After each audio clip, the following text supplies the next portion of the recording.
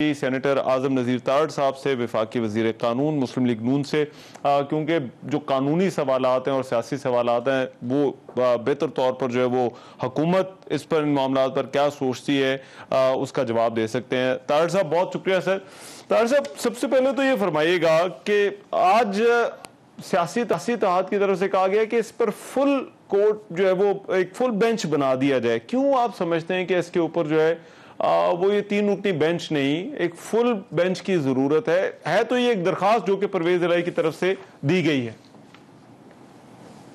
जी रहमान, बहुत शुक्रिया। रहमान, देखिए, जब हम लफ्ज़ अदालत इस्तेमाल करते हैं तो सुप्रीम कोर्ट हम कहते हैं कि ये सुप्रीम कोर्ट का फैसला है, और कोर्ट होती है चीफ जस्टिस एज मेनी जजेस as are on the strength of the court.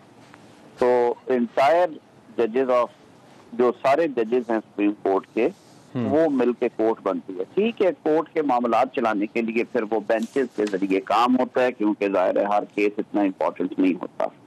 देखिए, हम शुरू से ये बात कर रहे हैं, और खास तौर पे बार एसोसिएशन और बार काउंसिल कह रही हैं कि ये 63A में जो आइन को री राइट किया गया है, 17(2) को उठा के 63A में लाया गया है, और 2 जजेस ने कहा कि ये री राइटिंग ऑफ कॉन्स्टिट्यूशन होगी।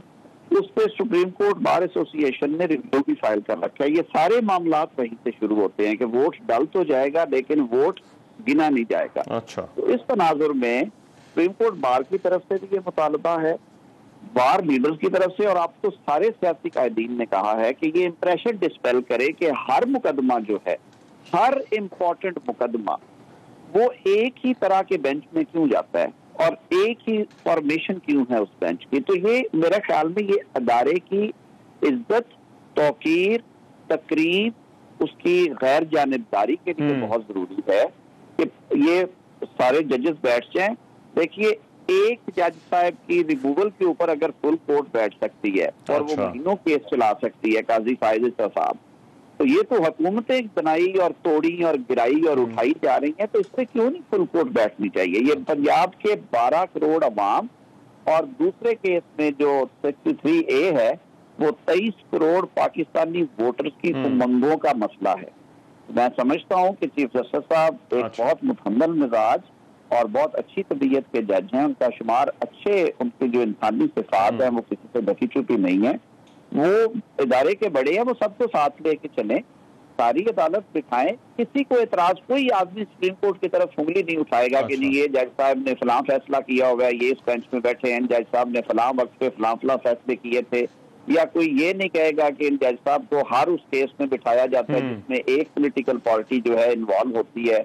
और फिर कई लोग ये भी कह रहे हैं कि जी उस पार्टी को आज तक कभी यहाँ से हदीस नहीं मिला, ये नहीं हुआ, वो नहीं हुआ। ये बातें, ये मुंह बंद हो जाएंगे सारे, किसी की जरूरत नहीं होगी कि दूसरी बात करें। आप फुल कोर्ट बिठाएं, 12 जज साहबान हैं इस वक्त, वो बैठे, ये मुकदमा सुने, वो 2, 3, 4 हेयरिंग्स में जो इसके साथ जुड़ा हुआ मुकदमा है, जो नजरसानी की दरखास्त भी पड़ी है, अच्छा, उसे भी साथ आप कहते हैं जोड़ा जाए। मगर